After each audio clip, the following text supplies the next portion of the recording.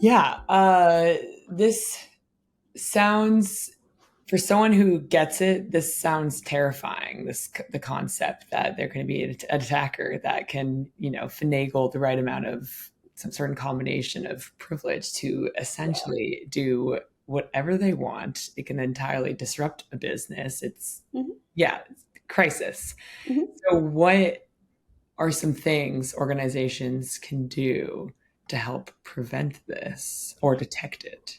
Yeah, I mean, so the first thing you want to do, and we just talked about this in our other recording, is remove your unused. So if you removed all the unused stuff, two of those deputies might just go away. And that is the easiest thing you could possibly do to reduce that risk. So there are, that's the first thing. Get rid of the unused stuff. You'll reduce a lot of these, even just the volume of these toxic combination scenarios will go down drastically. The second thing is to implement least privilege.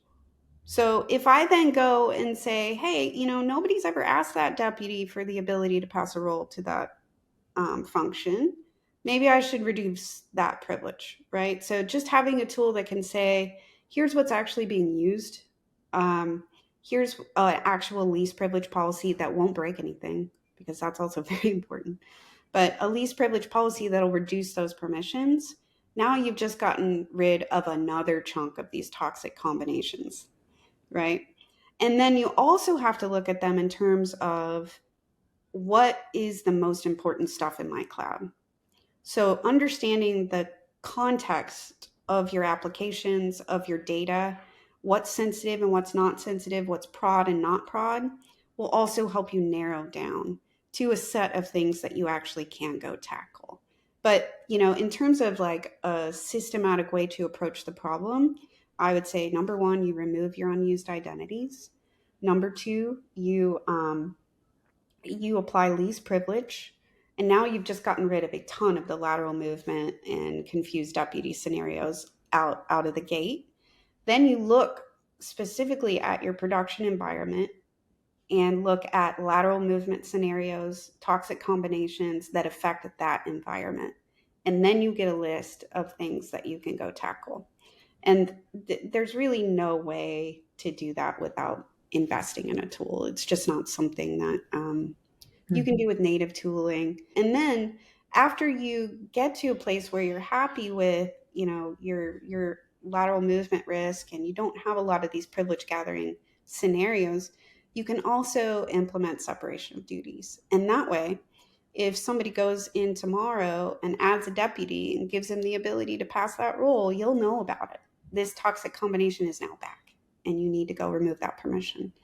So, what is it about Sonri's permission analytics that is so helpful in preventing privilege Yeah. gathering?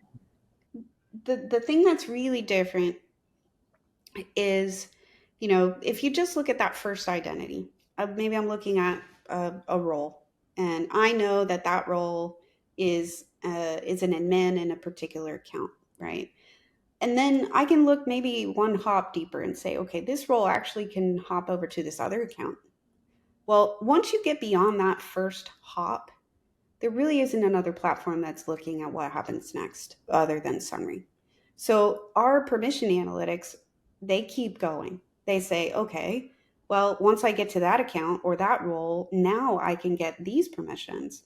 And once I have that permission, I can actually get to this data, right? So it's a whole chain of identity and identity relationships that takes into account everything from global policies that are supposed to control stuff like this, to permission boundaries, to conditional access.